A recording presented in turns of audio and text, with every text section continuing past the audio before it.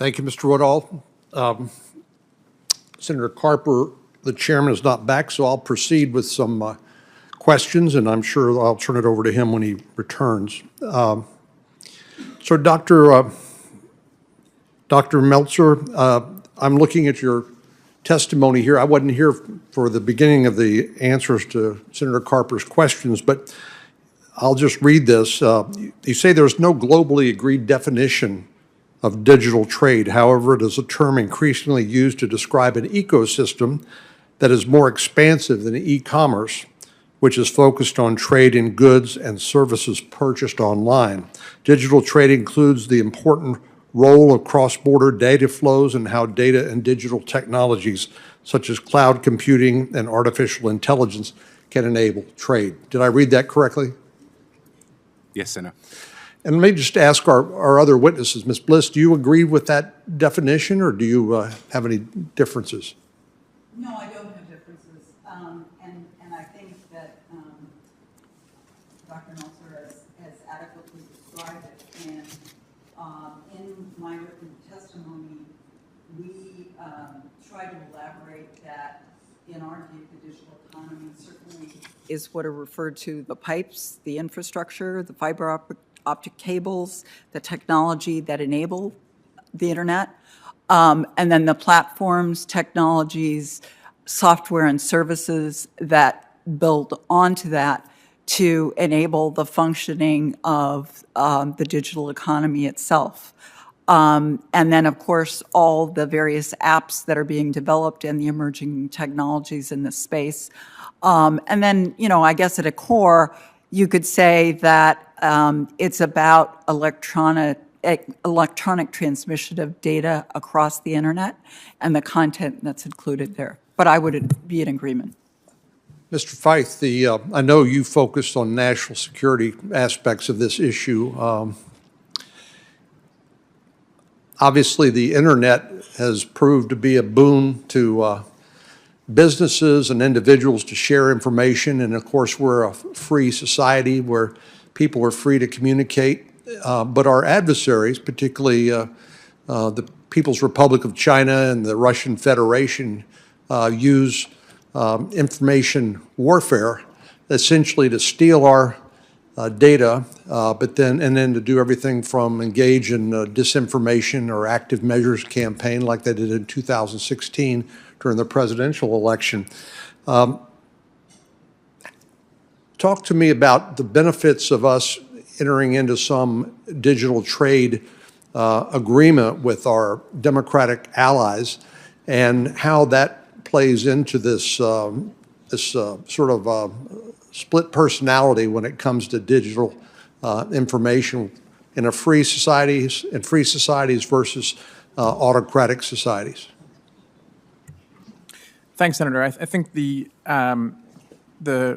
split personality point is well put, and I think that some of your definitional question and the answers we've heard also highlight a really valuable and important quality of this whole discussion, which is that some of what makes this difficult and dangerous as an issue when it comes to the role of hostile adversary countries in digital trade and in our domestic digital economy is that the nature of so much of digital trade is unlike the nature of traditional trade that passed, in physical goods by truck and ship and horseback over the years, where fundamentally there was a structure among nations where the trade was controlled at borders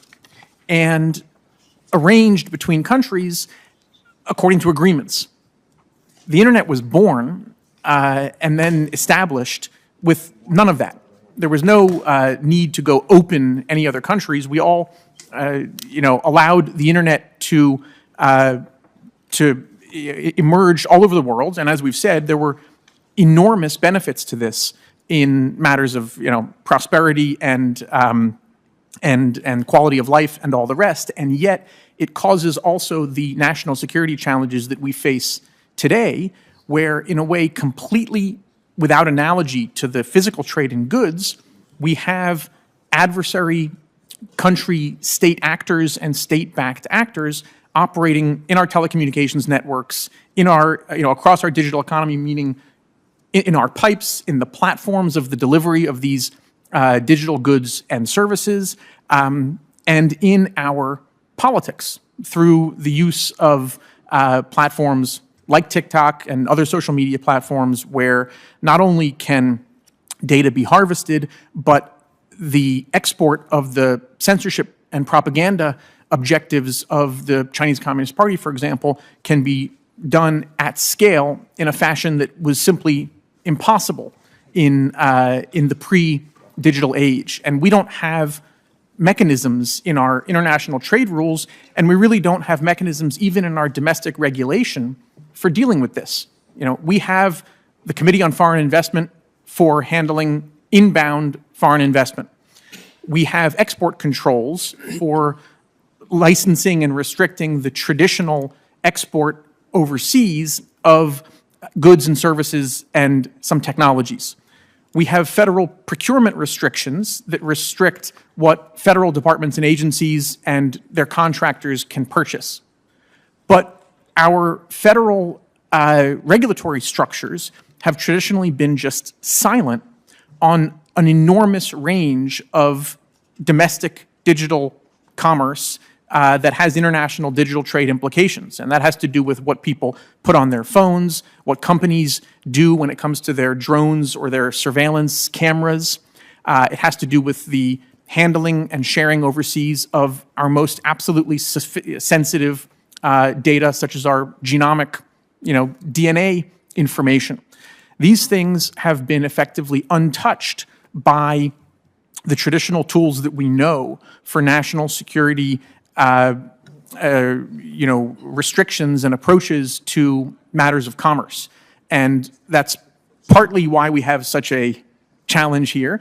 It's also partly why this new ICTS regime represents such a potentially valuable and important new element of the national security regulatory mix, because we now have had on paper the creation of this institution. It's like CFIUS, but it's for cross-border data flows. And instead of being led by the Treasury Department, it's led by the Commerce Department.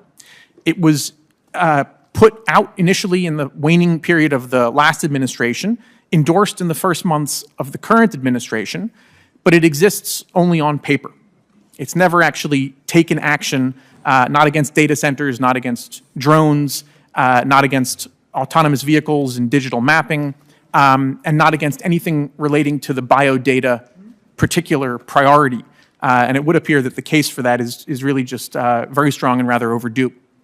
Thank you.